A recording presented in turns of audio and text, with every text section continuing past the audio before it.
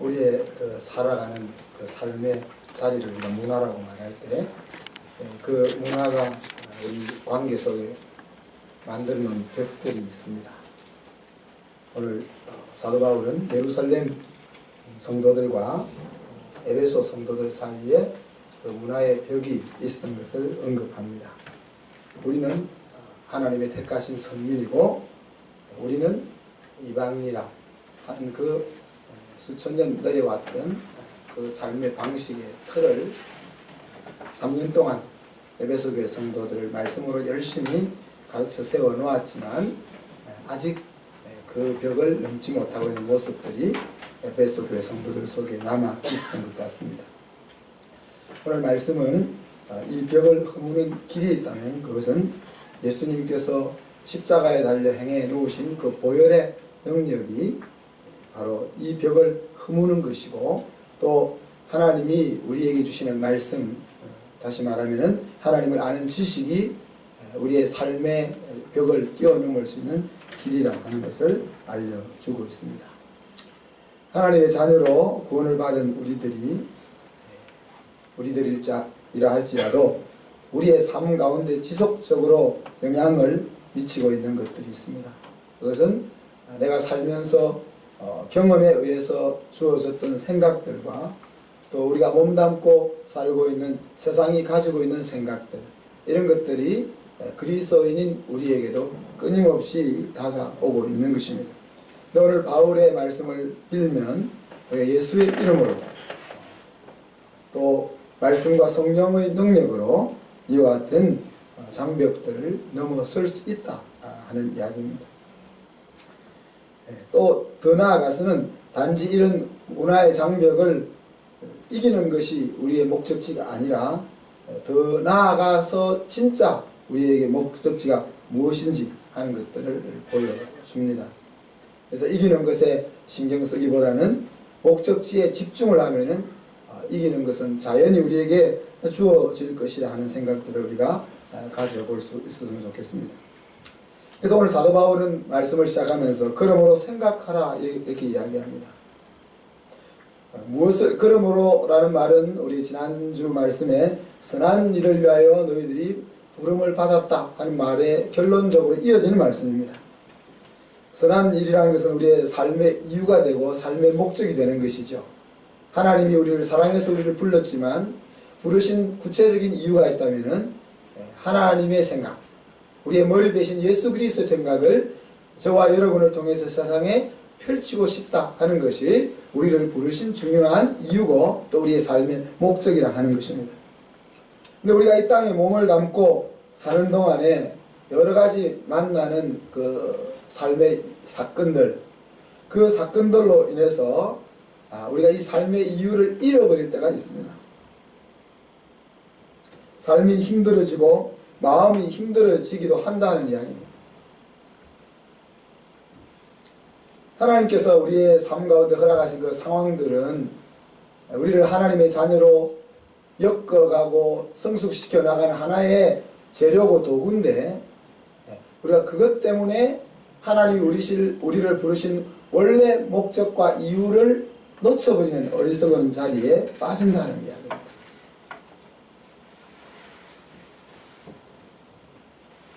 우리가 삶을 살아가는 가운데 만나는 상황들을 어떻게 대처할 거냐 하는 것들이 그렇기 때문에 중요한 것입니다.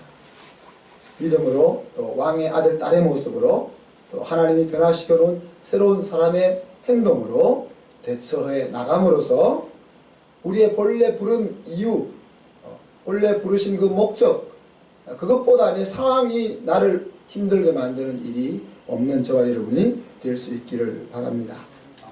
그래서 오늘 바울은 생각하라 그랬습니다. 목적지로 하나님께서 우리에게 주신 그 목적지로 가기 위해서 해야 될 일이 있다면 생각하는 것이라는 것입니다.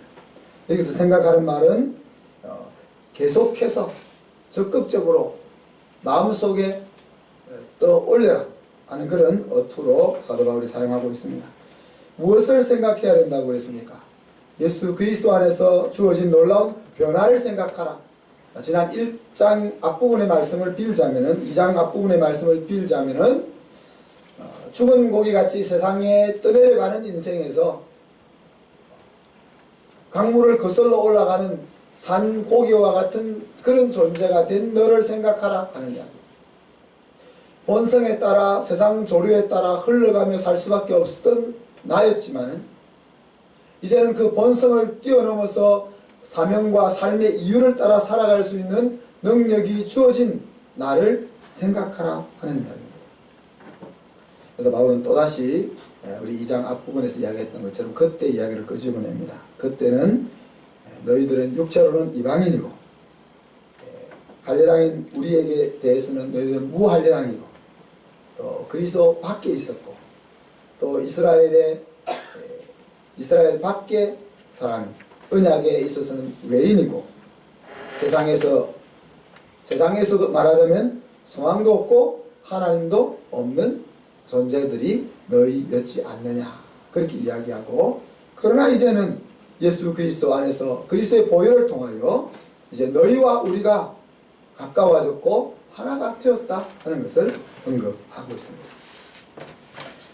오늘 이 생각하라는 것을 우리 에베소서 1장과 연결시켜 보면은 에베소서를 통해서 배운 우리의 모습, 하나님 안에서 변화된 나의 모습을 생각하라는 거죠. 나는 작은 예수와 같은 존재다 하는 것을 생각하라는 것입니다. 나는 작은 예수로 살아갈 수 있는 능력을 가지고 있다 하는 것을 생각하라는 것입니다. 나는 이 세상에서 하나님에게 있어서는 온 세상과도 바꿀 수 없는 가장 소중한 유산이라, 재산이라, 기업이라 하는 것을 생각하라는 것입니다. 또한 우리는 하나님의 큰 은혜로 아들의 나라에서 왕으로 사는 존재다 하는 것을 생각하라는 것입니다. 그리고 나는 선한 일을 위해서 머리 대신 예수 그리스도의 생각을 세상에 나타내는 일을 위해서 이 땅에 존재하고 있다. 이것이 옛날에 이방인이었지만은 지금 내가 서 있는 현 주소다 하는 것을 생각하라.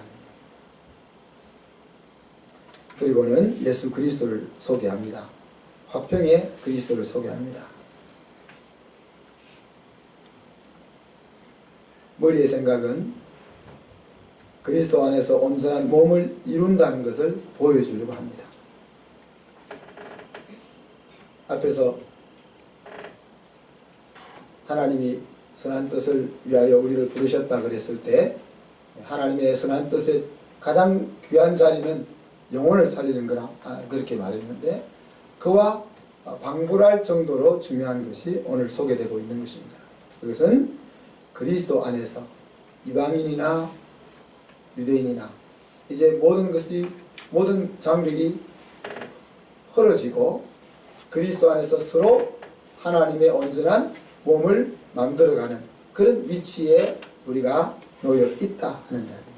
이와 같은 온전한 하나됨의 출발이 바로 그리스도께서 우리의 화평이 되셨다는 데서부터 출발한다는 이야기입니다. 물론 이 화평은 하나님과 우리 사이가 원수되었던 자리에서 화평한 자리로 바뀌는 것을 이야기합니다. 그러나 거기에서 끝나는 것이 아니라 하나님과 우리가 화해되었다면 이제 하나님과 화해된 그 삶이 우리가 발을 딛고 사는 이 땅에서 나타나게 되어야 한다는 이야기입니다. 오늘 바울은 중간에 막힌 담을 허셨다 그런 표현을 썼습니다. 이 담은 예수님과 우리 사이에 막힌 담을 이야기하는 것이 아니라 이방인과 유대인 사이에 막혔던 담을 허셨다는 이야기입니다. 예수 그리스도께서 십자가에 돌아가심으로 하나님과 우리 사이에 화평을 열었는데 그 담을 허셨는데 하나님과 우리 사이에 담이 흘렀다는 그 사실은 다시금 더 나아가서는 이방인과 우리 사이에 담을 허는 것과 같은 역할을 한다는 이야기입니다. 그리고 더 나아가서 한 새 사람을 하나님이 만드셨다 그렇게 표현을 했습니다. 여기 보면은 유대인과 이방인의 담이 무너지고 둘이 하나가 되는 역사가 일어났다는 이야기입니다. 여기서 그냥 새 사람, 누구든지 그리스도 안에 있으면 새로운 피조물이라는 그 새 사람을 이야기하는 것이 아니고 그 새 사람이겠지만은 그러나 여기서는 이방인과 유대인이 그리스도께서 만들어 놓으신 그 평화를 통해서 서로 하나가 되어서 한 새 사람이 되었다, 그런 표현을 사용하고 있습니다.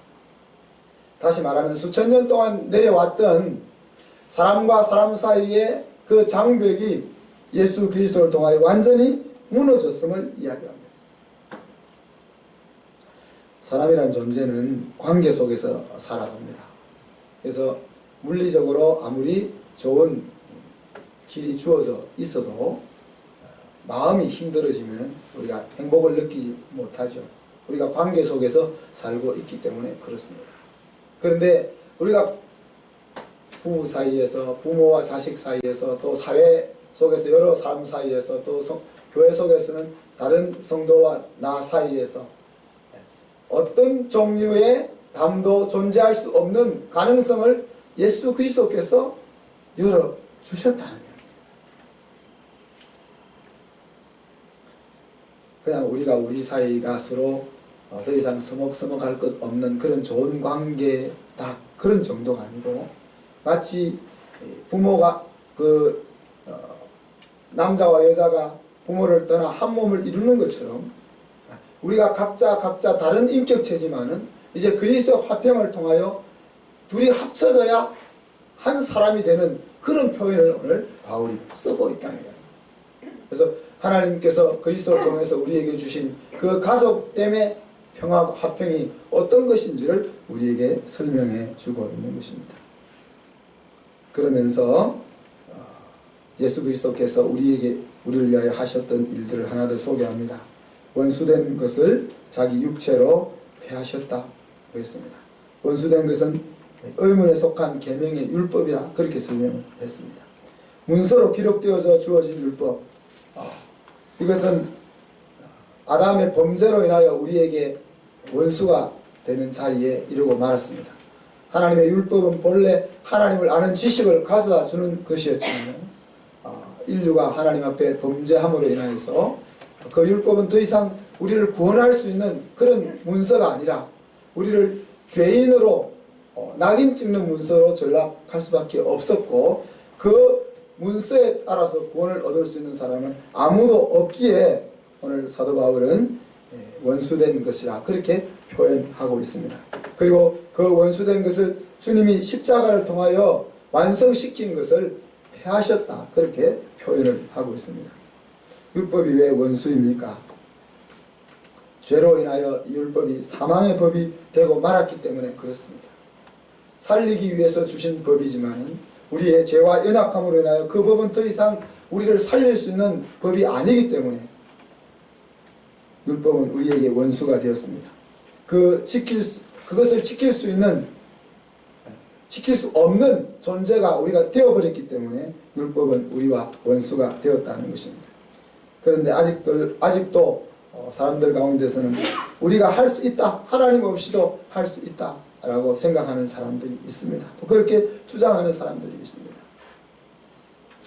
믿는 우리들 가운데서 때때로 우리가 하나님 없이 할 수 있다 말로 하지 않지만은, 그러나 우리의 삶의 상황 가운데서 마치 하나님 없이 행해야 할 것처럼 생각하고 살아갈 때가 종종 있습니다. 우리 앞에 놓여진 문제를 집중하다 보면 우리도 모르는 사이에 이것이 보이지 않는다는 이야기입니다. 모든 문제의 답인 하나님 안에서 나를 찾는 것인데, 답은 하나님이 해답이 그리스도를 만나는 것인데, 우리가 막상 내 삶 가운데 어떤 문제를 만나면, 어떤 상황을 만나면 이것이 보이지 않는다 하는 이야기입니다. 요즘 입시철이라서 부모들과 우리 자녀들이 힘들죠. 합격한 아이들도 있고 또 아직 합격하지 못한 아이들도 있고, 이런 상황을 만나다 보면 그것이 우리 인생의 모든 것인 것처럼 우리가 생각할 수가 있습니다. 우리가 사업이 어려워지면 그 사업이 내 인생의 모든 것을 좌우하는 것처럼 생각할 수가 있습니다. 우리 인간관계가 어려워지면 그 인간관계가 내 인생의 행복을 좌우할 수밖에 없는 것으로 생각할 수가 있습니다. 그러나 성경은 모든 문제의 답은 하나님 안에 있다고 이야기하고 있고, 하나님께서 그리스도를 통하여 우리에게 그 답을 주신다고 약속하고 있습니다. 그런데 우리는 그 상황을 만나게 되면은 그 하나님의 답 앞으로 우리의 마음을 가지고 나가지 못하고 계속해서 우리 앞에 다가와 있는 그 현실에 마음이 머물고 있기 때문에 마치 오늘 하나님 없이도 할 수 있다라고 생각하는 믿지 않는 사람들과 같이 하나님의 능력이 우리의 삶 가운데 살아 일하지 못하는 결과를 초래한다는 이야기입니다. 우리가 어려움을 만날 때, 또 우리가 힘들 때, 우리가 불가능해 보이는 상황을 만났을 때 할 수 있는 유일한 한 가지가 있습니다. 그것은 그 영혼의 소생을 위해서 기도하는 것입니다.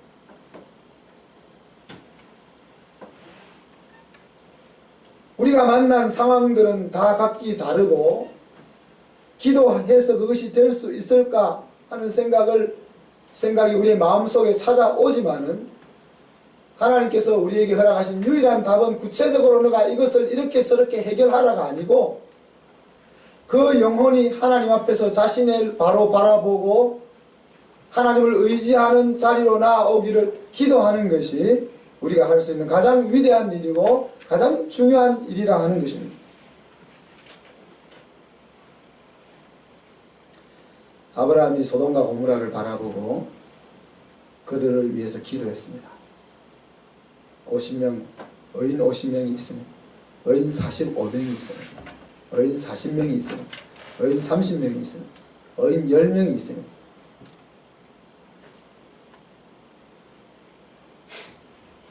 그 사건을 보면서 하나님은 하나님 앞에 내가 너희가 나를 찾으면 너희들이 어떤 자리에 있을지라도 내가 살려줄 것이라고 하신 그 약속을 말씀에 의지해서 요구하는 한 사람의 의인을 찾고 있다라고 볼 수 있습니다. 소돔 고모라에 그렇게 하나님의 약속을 주장할 수 있는 10명의 의인이 없어서 그 수만 명의 사람과 도시가 멸망했습니다. 하나님께서 하나님을 거역한 죄인은 죽음의 길로 갈 수밖에 없다라고 선언하셨지만 그러나 하나님께서 돌이키면 내가 너희를 살릴 것이라 하는 그 약속을 붙잡고 하나님 이 영혼을 삶의 자리로 이끌어 주십시오라고 하나님 앞에 요구할 수 있는 하나님은 살려주셔야만 합니다라고 요구할 수 있는 그런 일이 우리에게 요구되어진다. 우리가 만나는 어려운 상황들은 각기 다양하고 우리 각자가 그것을 해결하는 방법들은 다양하게 생각할 수 있지만 사실 유일한 답은 우리가 만난 그 상황 속에서 그 상황에 해당하는 영혼이 하나님을 붙잡고 하나님의 능력으로 새로워지기를 기도하는 것이 본질적인 해답이라 하는 거예요. 그 일을 하는 데 있어서 우리는 아브라함처럼 하나님 앞에서 모세처럼 목숨을 걸고 내 자식이 또 내 남편이 내 아내가 또 내 부모가 그 힘든 자리에 있다면은 그 영혼이 하나님을 만나서 하나님의 능력으로 새로워질 것을 애걸하는 것이 아니라 하나님의 말씀의 약속을 당당하게 주장하는, 그래서 하나님이 그 일을 하시지 않을 수 없도록 속되게 표현하면 하나님을 협박하는, 하나님이 하신 말씀으로 하나님을 협박하는 그런 기도가 우리에게 필요하다. 그것이 우리가 할 수 있는 유일하고도 위대한, 가장 위대한 일이라 하는 것을 우리가 마음속에 새길 수 있었으면 좋겠습니다. 오늘 바울은 우리에게 사람과 사람 사이의 평화를 말하고 있습니다. 하나님과 화평케 됨으로써 이 길이 열렸다고 이야기하고 있습니다. 결국 저와 여러분은 누구라고 말할 수 있습니까? 예수님의 십자가 피로 새로운 하나님의 사람이 된 존재라 그렇게 말하고 있습니다. 또한 더 나아가서 배경과 생각과 지식과 가진 것과 환경을 초월해서 마치 부부가 하나 된 것처럼 그렇게 모든 것을 초월해서 하나 되는 새 사람이 나의 현 주소라는 거예요. 우리가 각자 떨어져서 다르게 살고 있지만은 우리가 안고 있는 모든 종류의 장벽을 다 무너뜨리고 부부가 하나 되듯이 그렇게 하나 되어 있는 것이 우리의 오늘의 현 주소라 하는 것이 바울의 화평에 대한 이야기입니다. 그러기 위해서 저와 여러분은 나를 그리스도 안에서 바라보아야 합니다. 오늘 그리스도가 우리의 화평이라고 이야기했고, 그리스도가 우리의 화평에서부터 서로의 화평이 이루어지고 서로가 하나됨이 이루어진다고 그랬습니다. 그래서 내가 나를 바라볼 때 내가 그리스도 안에서 나를 바라보아야 합니다. 내가 그리스도 같이 생각하고 그리스도 같이 발걸음을 내딛고 그리스도처럼 마음속에 그리스도께서 중요하게 생각하시는 것에 내 마음의 중요함이 가 있느냐 하는 것으로 나를 바라보아야 합니다. 그리고 내가 내 옆에 앉아있는 우리 지체들을 바라보면서 내 자녀들을 바라보면서 그가 그리스도 안에 있는지도 바라봐야 합니다. 우리 사이에 그리스도가 빠지면 참된 화평은 없습니다. 예수님과 동행하는 삶이 없으면 화평은 나의 것이 아닙니다. 우리 공동체가 예수님과 동행하지 않는다면 화평은 우리 공동체의 것이 아닙니다.